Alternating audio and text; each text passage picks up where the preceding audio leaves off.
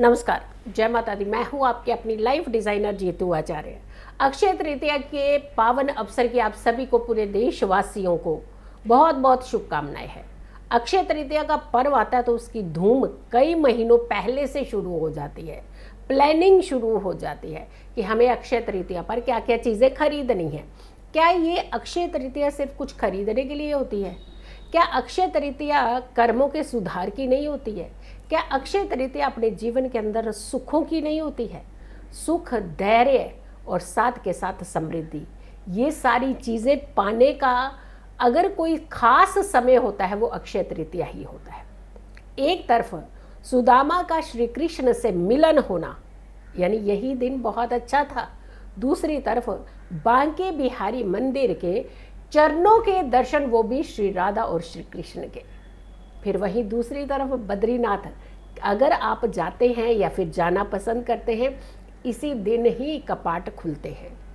और तो और स्वर्ण वर्षा, वो भी आंवले की स्वर्ण वर्षा भी इसी दिन ही हुई थी। भागीरथ की तपस्या के बाद गंगा अगर अवतरित हुई थी, वो यही दिन था जब हमें और आपको ये सौभाग्य मिला माँ गंगा के दर्शन करने का। और जाने कितनी कहानियाँ हैं। और माँ लक्ष्मी का आशीर्वाद पाने का, यानी जब भगवान विष्णु ने उन्हें अपने दिल में स्थान दिया था तो वो यही दिन था। माँ अन्नपूर्णा ने जब अन्न का कलश भर करके आपके जीवन में अन्न की कमी को पूरा किया, वो यही दिन था।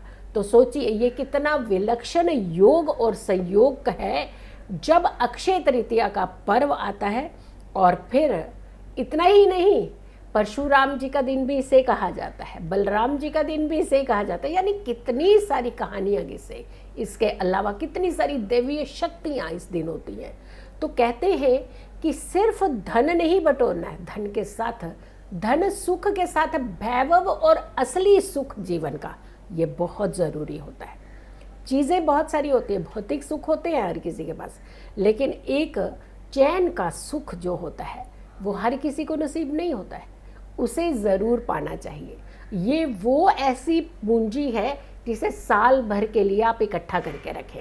इस दिन दो ऐसे योग बन रहे हैं। एक योग है कि जिसमें आपने खरीदारी नहीं करनी है, और दूसरा योग है जिसमें खूब सारी खरीदारी करनी है, और वो भी हम बताएंगे। और साथ के साथ कहते हैं कि शुक्रवार का दिन अगर अक्षय तृतीया पड़ती है तो भौतिक सुखों को देती है। यानी आपके जीवन के अंदर जिस भी चीज़ की कामना है, चाहे आपकी गाड़ी है, चाहे आपके घर है, चाहे आप कुछ नई चीज़ें खरीदना चाहते हैं, घर की सामग्रियां खरीदना चाहते हैं, कुछ आभूषण खरीदना चाहते हैं, कुछ प्रॉपर्टी अपने नाम पे ट्रांसफ़र करना चाहते हैं, यानी ये समय बहुत ही उत्तम होता है।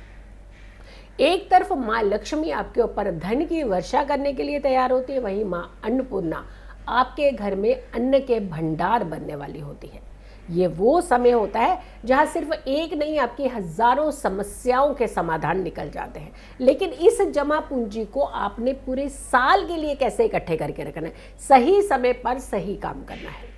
यानी अतिगंड योग में आपने खरीदारी नहीं करनी है, लेकिन अगर रोहिणी नक्षत्र की तरफ आप बढ़ जाते हैं, सुकर्मा योग की तरफ बढ़ जाएंगे, तो उस समय आप कहते हैं खरीदारी करनी चाहिए।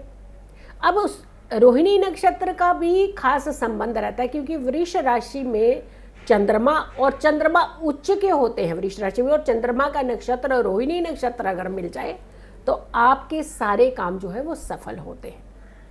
दूसरी तरफ चंद्रमा भी उच्च का है और सूर्य भी उच्च का है, तो ये भी बहुत अच्छा विलक्षण एक योग है। तो आपको इस दिन क्या करना है, किस समय खास करके आपको ये उपाय करने। अब रोहिणी नक्षत्र की बात कर रहे हैं, क्योंकि सूर्य उदय की अगर हम बात करें तो 10 तारीख का ही अक्षय तृतीया है, और अक्षय तृतीया में बहुत सारे लोग व्रत भी रखते हैं। लेकिन अगर आप व्रत रखना चाहते हैं तो रखिए, अगर व्रत नहीं भी रखें, माँ अन्नपूर्णा तो उस दिन अन्न देने आई थी, आपको अन्न दिया था इन्होंने, तो व्रत आप रखना चाहते हैं अपनी इच्छा से रखिए। कुछ लोग नहीं भी रखते हैं तो भी ऐसा नहीं है कि आपको फल नहीं मिलता है। तो कहने का मतलब है वो आपकी स्व इच्छा है, आप व्रत रखना चाहते हैं या ऐसे पूजा विधि विधान करते हैं तो भी सभी देवी देवता आपके ऊपर मेहरबान होते हैं। रोहिणी नक्षत्र 10:47 सुबह 10:47 तक रहेगा, और उसके बाद शुरू हो जाएगा मृगशिरा नक्षत्र। अब आती है अति गंड योग की बात, क्योंकि अति गंड योग में कहते हैं कि कर्मों को सुधारने का योग होता है, ये अच्छे कर्म करने चाहिए।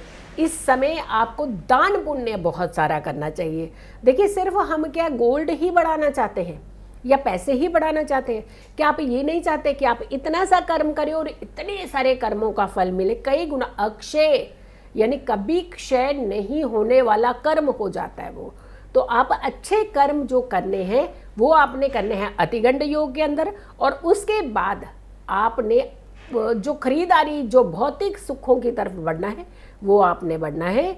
जो अगला योग बन रहा है वो सुकर्मा, यानी अच्छे कर्मों के निखार के साथ साथ अच्छे जीवन के अंदर खुशियां पाने की योग। तो आपने 12:06 तक ये रहेगा आपका अतिगंड योग, यानी खरीदारी अगर आप करना चाहते हो तो 12 बजे तक आप नहीं करिएगा, उसके बाद आप खरीदारी अपनी शुरू करिएगा, क्योंकि इससे पहले ही आपका राहु काल भी पड़ता है। कहते हैं राहु काल में अच्छे काम नहीं करने चाहिए, लेकिन ये अबूझ मुहूर्त होता है, यानी अक्षय तृतीया का मुहूर्त जो होता है इसे अबूझ, यहाँ कोई भी मुहूर्त देखने की ज़रूरत नहीं होती, बेझिझक आप हर काम कर सकते हैं। लेकिन कहते हैं मन के कोने में एक अगर कहीं वहम रह जाए कि यहाँ ये चीज़ खराब हो गई क्योंकि हमने राहु काल में खरीद ली थी, तो राहु काल का भी हम आप बता देते हैं 12 बजे से पहले पहले आप राहु काल भी समाप्त हो जाएगा। और सबसे बड़ी बात है अति गंड योग जो है, जो सिर्फ और सिर्फ कर्मों में निखार लाने का, दान करने का जो समय है वो 12:06 तक की है। तो 12:06 तक अगर आप इन कार्यों को नहीं करते हैं तो बहुत अच्छा रहेगा, उसके बाद आप सारे कार्य कर सकते हैं। दूसरा पहलू ये भी है कि रोहिणी नक्षत्र जो है वो 10:47 तक ही है, और रोहिणी नक्षत्र में कहते हैं कि अच्छे काम किए जाते हैं, तो क्योंकि ये चंद्रमा का नक्षत्र है, ये शुभ माना जाता है। लेकिन यहाँ पे अतिगंड, आप यहाँ पे भी आप कर्म कर लीजिए ना, आप भक्ति कर लीजिए, आप भगवान को पाने का स्मरण कर लीजिए। माँ लक्ष्मी ने भी तो बहुत ही कठिन तपस्या के साथ भगवान विष्णु के दिल में अपना स्थान बना लिया था। तो यहाँ पे आप अच्छे कर्म कर सकते हैं, भक्ति कर सकते हैं। यानी आप कई बार कहते हैं कि अरे भक्ति का हमें फल नहीं मिलता, तो इस समय में आप भक्ति कर लीजिए, भौतिक सुखों को आप थोड़ी से समय के बाद कर लीजिएगा।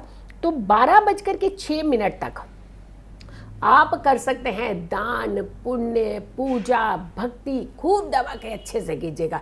उसके बाद आप कर लीजिएगा खरीदारी, जो खरीदना चाहते हैं वो खरीदिए। दान में क्या क्या चीज़ें करनी चाहिए? अन्न का दान अच्छा माना जाता है, धातु का दान भी अच्छा माना जाता है, वस्त्र दान भी अच्छा माना जाता है, फल दान करना चाहिए, फल का दान भी अच्छा माना जाता है। लेकिन वहीं अगर हम खरीदारी की बात करते हैं तो वो तो अनलिमिटेड, आपकी खूब सारी लंबी लिस्ट होती है। हम ये भी खरीदना चाहते हैं, ये भी खरीदना चाहते हैं, लेकिन हम ये ज़रूर कहेंगे कि कुछ ऐसी चीज़ें जो अलग करती हो जीवन में चीज़ों को, वो चीज़ें नहीं खरीदनी चाहिए। कटर, कैंची, इस तरीके की चीज़ें नहीं खरीदनी चाहिए। ये चीज़ें जो हैं ये डिवाइड करती हैं, मतलब बांटती हैं, हाफ करती हैं, आपकी ज़िंदगी के अंदर के सुखों को हाफ कर देते हैं। कई बार हम बहुत सारे सामान खरीदते हैं ना, उसके साथ कोई फ्री चीज़ मिल रहा होता है, जैसे कटर कोई फ्री है या कोई चीज़ भी फ्री है। ऐसी चीज़ें इस समय इस योग के अंदर नहीं खरीदनी चाहिए। अगर खरीदना है घर में शुभता की चीज़ें खरीदिए, चांदी खरीदिए, धातु खरीदिए, कलश खरीदिए, आप अक्षय पात्र खरीदिए, पतीला खरीदिए, किचन के बर्तन खरीदिए, आप अन्न खरीदिए अपने घर के अंदर। और बहुत सारी चीज़ें होती हैं जो अच्छी शुभता प्रदान करने वाली होती है। बहुत सारे लोग इलेक्ट्रॉनिक भी खरीदते हैं, गाड़ी खरीदते हैं इस दिन, क्योंकि मुहूर्त ही इतना अच्छा होता है, शुभ होता है कि इस दिन चीज़ें खरीदी जा सकती हैं। बट ये 2 समयों का आप ध्यान रखिएगा। 12:06 के बाद अगर आप खरीदारी करते हैं तो उन खरीदारी का, उन भौतिक चीज़ों का आप अपने जीवन के अंदर सुख भोग पाएंगे। तो यहाँ अक्षय तृतीया में क्या क्या चीज़ें आपको मिली? आपको धैर्य मिला, आपको सुख मिले, आपके कर्म सुधरे, और साथ के साथ आपको भौतिक सुख भी मिले। यानी धन लाभ की भी ये बन जाएगी अक्षय तृतीया, और भौतिक सुखों की भी अक्षय तृतीया बन जाएगी। तो ये अक्षय तृतीया का खूब सारा लाभ उठाइए अपने जीवन में, और इस वीडियो को बहुत सारे लोगों को ज़रूर शेयर कीजिएगा, ताकि अगर के कोई खरीदारी करना चाह रहा है तो 12:06 तक का समय टाल दें और उसके बाद आप खरीदारी कर सकते हैं। सो ज़्यादा से ज़्यादा लोगों तक इस वीडियो को ज़रूर पहुंचाइए। अगर चैनल सब्सक्राइब नहीं किया तो ज़रूर कीजिए, वीडियो शेयर कीजिए और मेरी आने वाली हर वीडियो को ज़रूर देखें। खुश रहें, स्वस्थ रहें, पॉजिटिव रहें। पॉजिटिव रहते हैं तो हर समस्या से हम दूर रहते हैं। जल्दी हाजिर होंगे एक अच्छी वीडियो के साथ। तब तक के लिए नमस्कार, जय माता दी।